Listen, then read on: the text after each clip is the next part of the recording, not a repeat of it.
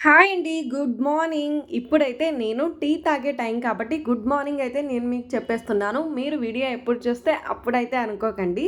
ఓకేనా? ఇప్పుడైతే నేను టీ ప్రిపేర్ చేసుకొనైతే తాగుతున్నాను. ఎందుకంటే బాగా హెడేక్‌గా ఉంది. అసలు చాలా స్ట్రెస్‌ఫుల్‌గా, చాలా నీరసంగా అనిపించి ఫ్రెష్ అయ్యి, రెడీ అయ్యి వచ్చి టీ అయితే పెట్టుకున్నానండి. టీ పెట్టుకొని ఇక్కడ నేను మీతో మాట్లాడుతూ ఉన్నాను.